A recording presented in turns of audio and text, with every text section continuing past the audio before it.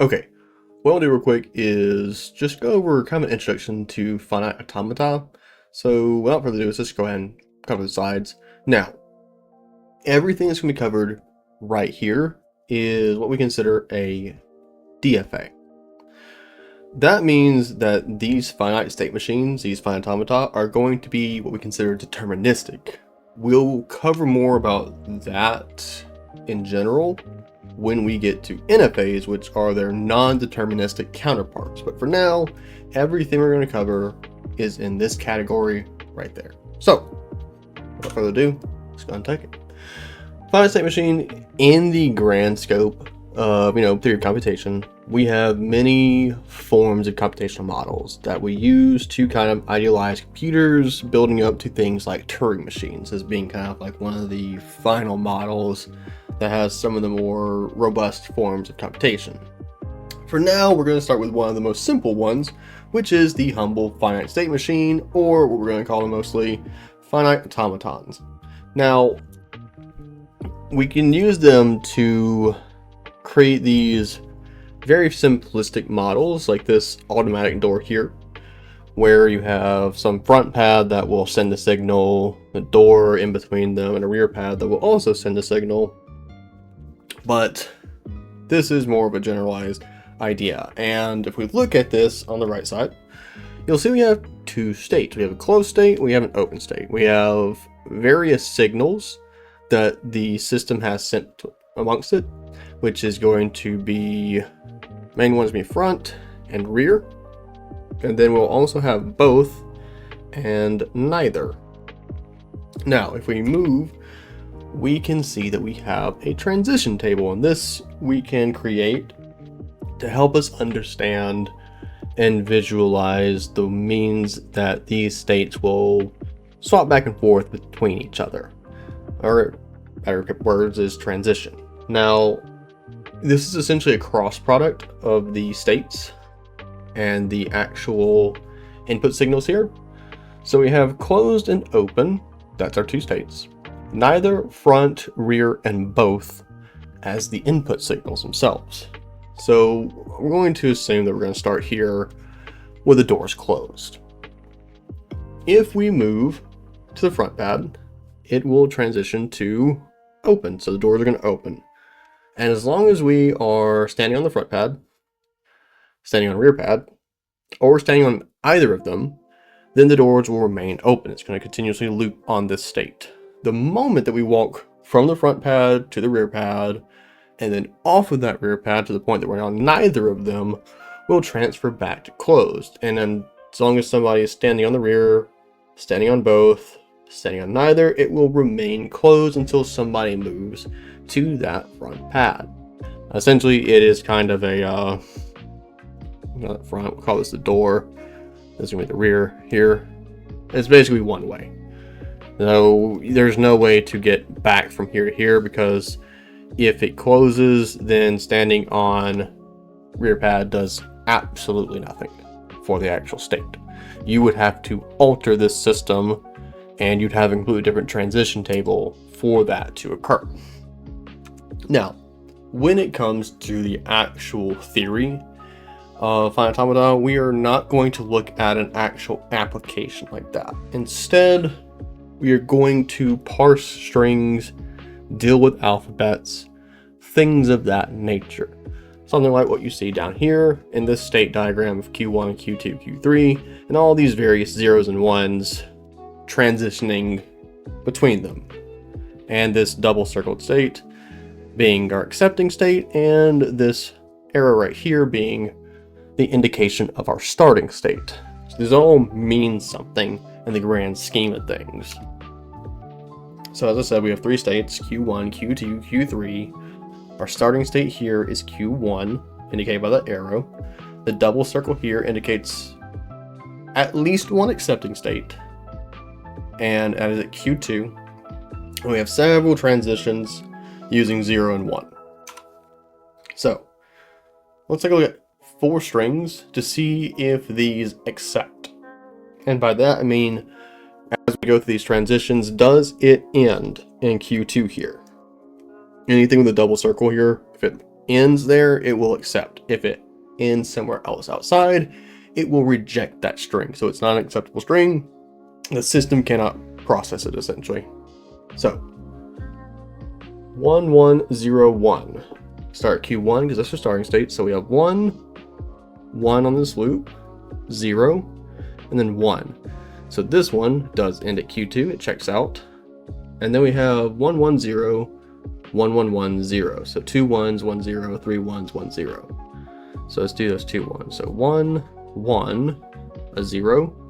Then we have 3 1s. So 1 1 1, and then finally a 0. It ends on Q3, so no, this one is going to reject. And then 0 1 1 0 1 0 0. So let's see, you have 0, 2 1s, a 0, a 1, and then 2 zeros. It ends in Q2. And then what is this? 1 2 3 4 5 6 7 8 9 1s. Oh, that's easy. It's just gonna be 1 and then just 8 loops here. So it's going to go to Q2 and it's just going to stay in Q2 the entire time. So it's definitely going to accept. Check that. And yep. So that's only 1 rejection. All the other 3, when we parse these strings, they will end in Q2. So this is going to be the 1101. So looking at how these transitions occur. So we start in Q1, you read into 1, you follow transition from Q1 to Q2. Read another 1, it stays Q2 to Q2. We read a 0, that'll go from Q2 to Q3. Then we read another 1, and it'll go from Q3 to Q2. So that would be as if though we kind of parse the actual transition table that we would make here. And again, it accepts because M1 ends at Q2. Now, we have to do a formal definition when most of the models of this course occur. Even with regular expressions that we'll get to later, that's definitely not a model per se, but it does have its own form of definition. So the primary definition for finite automata is this 5-tuple that you see here. And essentially we have Q indicating our state, with sigma indicating our alphabet. We have this symbol, which is going to be interchangeable for a lot of things. For now, that is a cross product of Q and sigma that indicates Q. That is our transition function. And then the fourth one here, it says Q0. That 0 is more of an index, and it's essentially wherever we start. That's an element of Q. So that just means whatever the first starting state of Q is, that's our start state. And we have a set of F. This is a subset of Q. That's just the accept states, essentially. So if we take a look at a simple one we've been looking at this entire time, we can get our transition table really, really simple. So again, it's a cross product of our states, Q1, Q2, and Q3, and then our alphabet, which is 0 and 1. So states over here, and then alphabet up top. So essentially we have Q1, we're in Q1 taking a 0, it loops, it goes to Q1, that works out. If we pass a 1, it goes over to Q2, that's just fine. If we're at Q2, we get a 0, we go to Q3, it looks like. And then if I'm at Q2, take a 0, I'll take a 1, I go to Q2, so that checks out. If I'm at Q3, I get a 0 or a 1, I'm guaranteed to go to Q2. Now, one thing you'll notice, these are deterministic finite automata. Our transition table should always be filled out because at every single state, we have to have some check for an input from the alphabet. So every single state will have every single alphabet's input handled there. So if I had, say, an alphabet of 0, 1, 2, I would have a 3 by 3 because I need to know if I'm Q1, where does 0 go, where does 1 go, where does 2 go, etc., etc. But that is just for our deterministic ones. Everything we do will have that accountable for right now. Okay, so if we go back to that 5-tuple, our states are a set of Q1, Q2, and Q3. Our alphabet is 0 and 1. Those are the possible inputs to our states. We just did our transition table. And then Q1 is our start state. That's where the arrow is pointing to. And then our double arrow, which is when we're accepting states, is just Q2 by itself. There is no limit to the accepting state, both for a minimum. Well, I guess there's a limit of there could be no accepting states, but every single state could be accepting state as well. It's just whichever one of the ones has a double circle on it in our state diagram, that is going to be our accepting states essentially.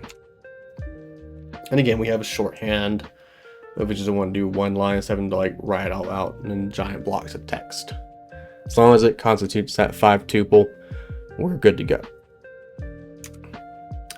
And then recognizing a language, that is what a lot of this entire course is about, is dealing with languages and eventually grammars and whatnot. So that is a lot of the core of computational theory, essentially. For now, we're just going to look at strings that can be accepted by a finite automaton is going to be the language that it recognizes. So M can recognize a language A. Machine can accept many strings, but will always recognize only one language. If the machine accepts no strings, then it still accepts a language, and that is the empty language indicated by the null character. That is different than an empty string, so do keep that in mind. The empty language and the empty string are two different things. Now, if you look back at M1, we should be able to determine a repeatable pattern of strings the machine always accepts. So, first, we can see that it requires at least one single one to get to Q2. Remember, this is our accepting state. This is where we start. We need to be able to get to that accept state when defining this language. The most bare minimum that we need is this one right here. So we need a single one, at least. Now, we can see that we can add an infinite number of ones here at this Q2. So there's no limit to the amount of ones we have. Also, back at the beginning, we can see there's an infinite amount of zeros. So it doesn't have to start with 1. It can start with 0, but it needs at least 1. Now, if we add a 0 at Q2, then we go to Q3, and we will no longer accept. We did that earlier, actually. We were in the accepting state, we moved out of it, and then we just end it here. Now, what this essentially means is that the string cannot end with 0. It's going to have to end with 1. But we can return back on any 0 or 1. So let's take a look.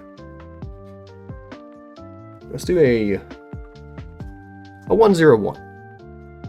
Oh, wait a minute. I'm sorry. I said that we cannot end with 0. That is technically not true. We can end with 0 because we can transition back. We cannot end with a single 0 because we'll move out to Q3. I'll keep that in mind. So 101. Does this accept? We have a 1, we have a 0, and we have a 1. Okay. So let's do a 1101. 1, 1, 0, 1. I think... Well, actually, no, I can tell.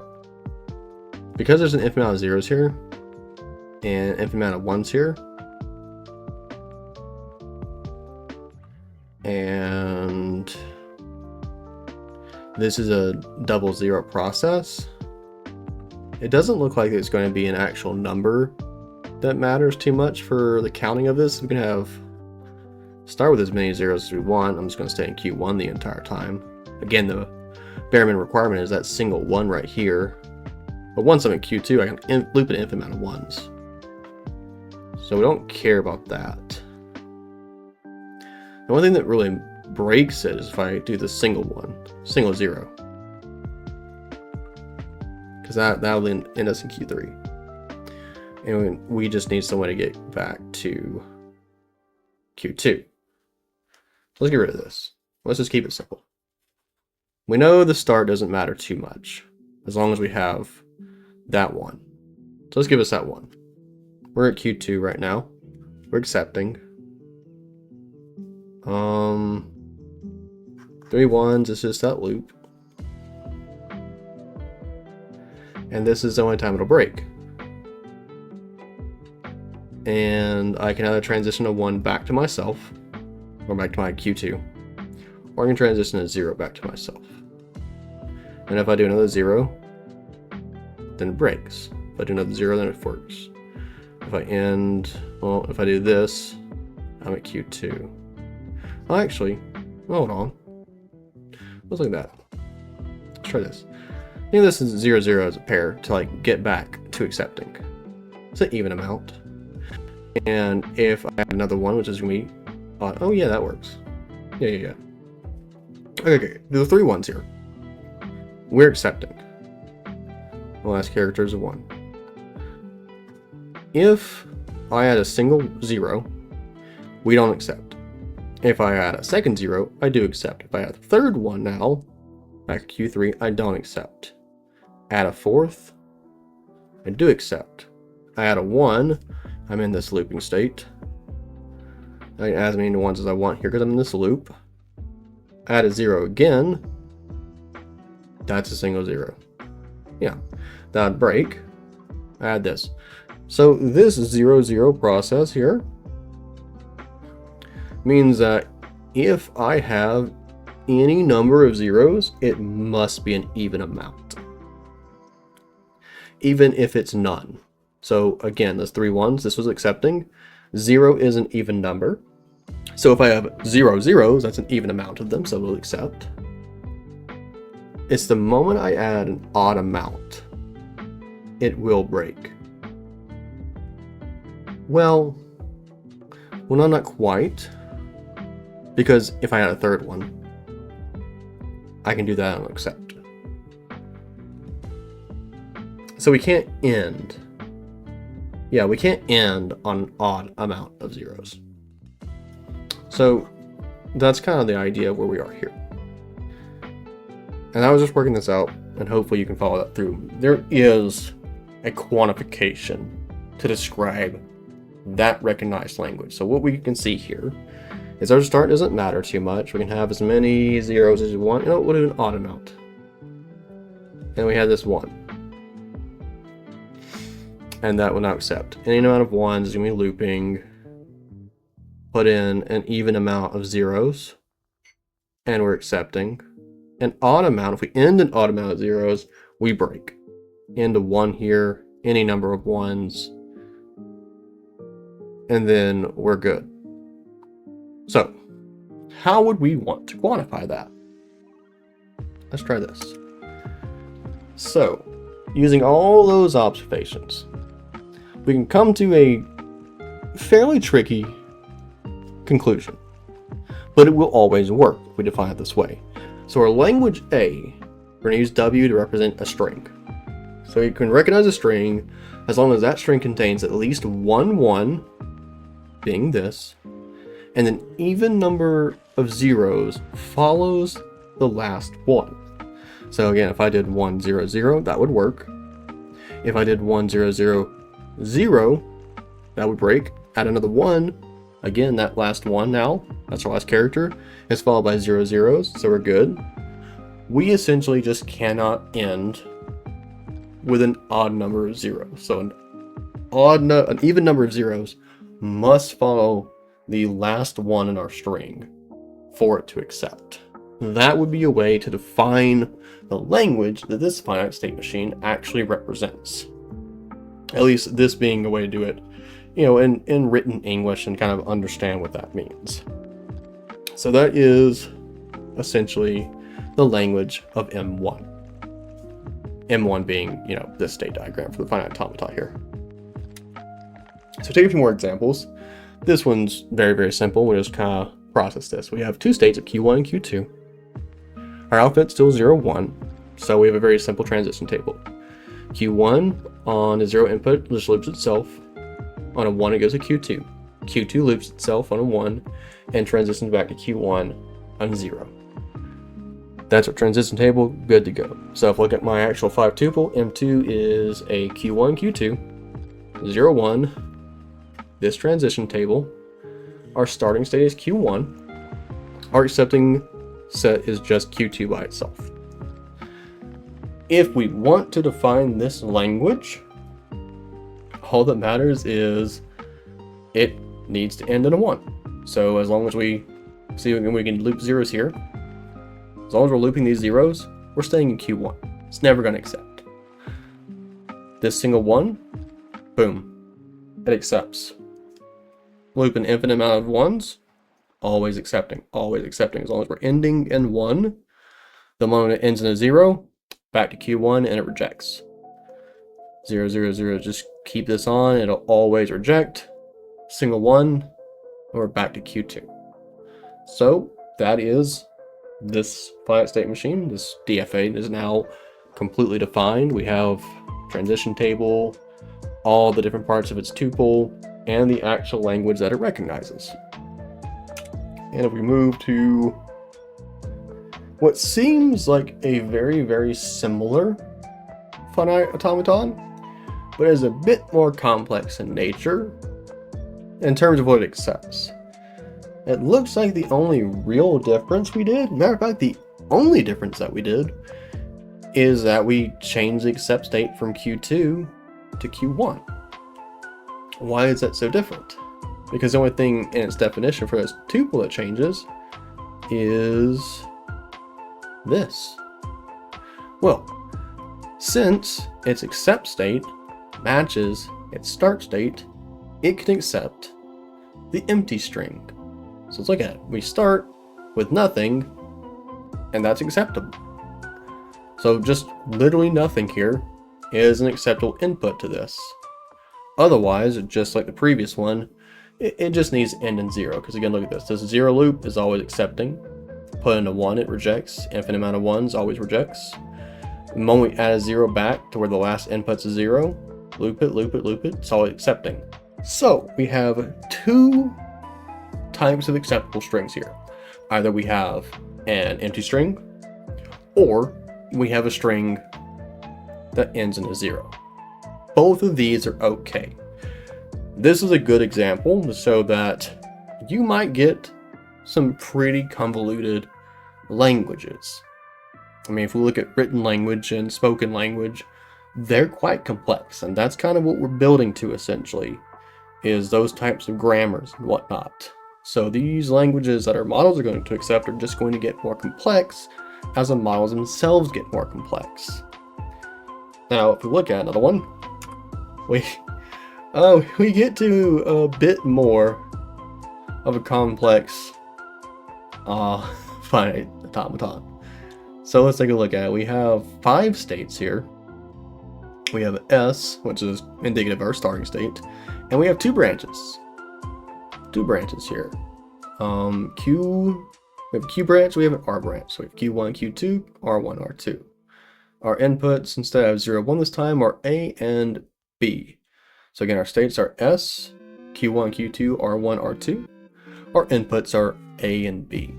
So we'll create that transition table, which is it's a little bit more complex. If you're ever wondering on how many elements will be in the transition table, just take the number of states you have, multiply it by the number of inputs in your alphabet, and you should always get that. So we have a 5 by a 2, we get 10. There's 10 transitions here. Now, for that 5 tuple, we have SQ1, Q2, R1, R2 for the first portion. That's our states, our alphabet, A, B. Again, transition table right over here. Starting state is, well, S for start. Now we have 2 accepting states again, so our set is Q1, R1. So that's our 5 tuple. Now, the language it recognizes is honestly not that hard. So essentially, the language that M4 here recognizes is any string that starts and ends with either an A or a B. So let's look. If we start with A, that means go to the Q side, we need to end with A. This is very, very similar to our previous ones actually. As a matter of fact, if you just kind of take this here by itself, that's almost identical to our previous example with the exception of we cannot accept an empty string. We have to start with this A, or we have to start with this B. But beyond that, it's exactly the same. We have this A input, it goes back over to B, stops accepting, finally gets that A, and it'll accept. So this is the part that starts it with A. This loop keeps it as long as it ends with A, is accepting. The moment it ends with a B, it rejects. And when we get back to ending with an A, it'll accept. And it'll be the exact same thing on the other side, except for start with a B, stay ending with the B, we're accepting, move to an A, we reject, and then move back with B, and then we're accepting. So if I did say A, B, A, B, what would happen? Well, this should reject, because this doesn't get satisfied. See, it needs to start and end with either an A or B. This starts with an A, but ends with a B. So we should end, I think, in Q2 here. So we go from S to A, we go to Q1. A B takes us to Q2. A, and finally this B moves to Q2 and reject. But if I move this finally here, we end in Q1, and this would be an acceptable string. Same thing if I did B, B, it'd be B, A, B, ending with R1. Now, if we had, again, a single character, this starts with B and it ends with B. Single character goes out, well, immediately it will accept. Same thing if I did just A by itself, that accepts. If I had a second A, that accepts. If I just keep F amount of A's, this will always accept because it both starts and ends with A. So it's a very, very simple recognition in the language in terms of us reading and understanding that, but in terms of defining the model around it, it can get a good bit more complex, especially, or let's say complex. Convoluted might be a little bit better because you have to do every single state, every single input, and it can get kind of messy. There's gonna be a lot of these states. Especially, let's say, we've only dealt with alphabets of 2 inputs. If we had 5 states and 3 inputs, it would immediately get to 15 transitions going on. And if I did even one more character, we go 20. So every time we add a new character, we're adding that many more states to our transition table. And it gets very, very messy very, very quickly. It ramps up quite a lot. That's specifically with, again, like I said, deterministic finite automata. They will always need every single input accounted for at every single state.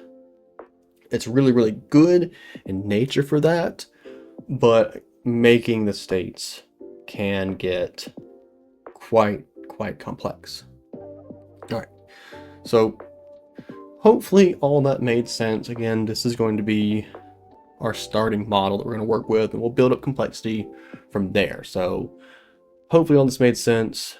Hopefully you learned something, and I'll see you in the next video. All right.